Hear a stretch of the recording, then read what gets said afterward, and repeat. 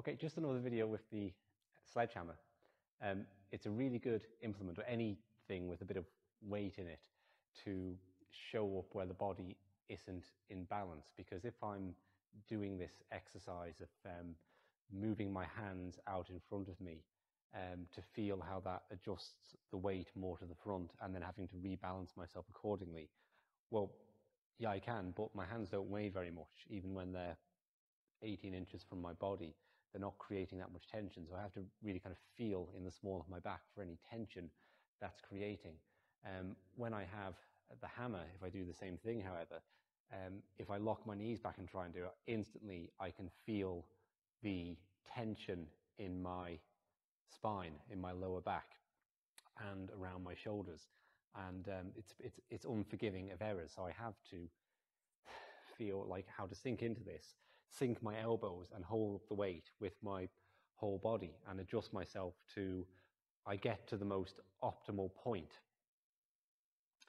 where the tension is distributed evenly across the body. So another exercise you can do for looking at how the body generates waves of energy is to come into this balance position we've been talking about, hold the hands up. Now, there is some tension in my deltoid here, the muscles in my shoulder, otherwise my hands would just fall.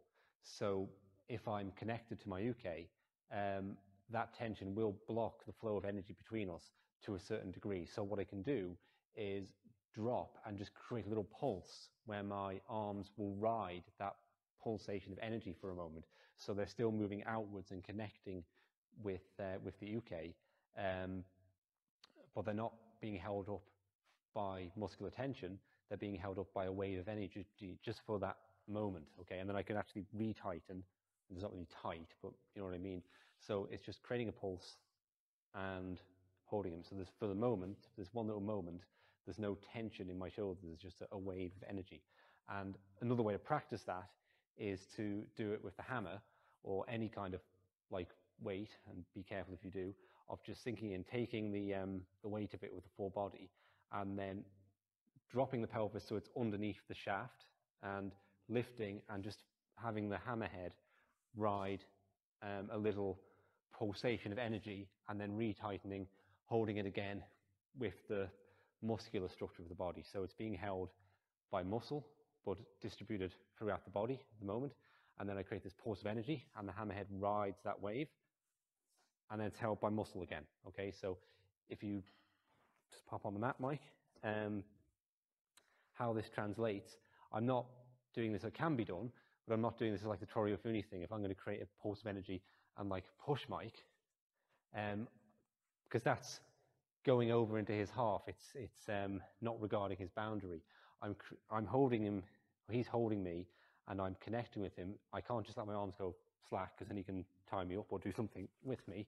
So I've got to keep this connection between us, but I can just put a little pulse of energy into that, which will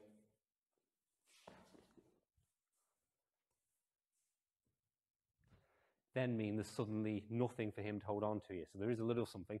I can do the movement from here, and that's okay. But if I put a pulse into it, it just makes it all the easier. Even if he's gripping two hands on one and quite firmly, okay?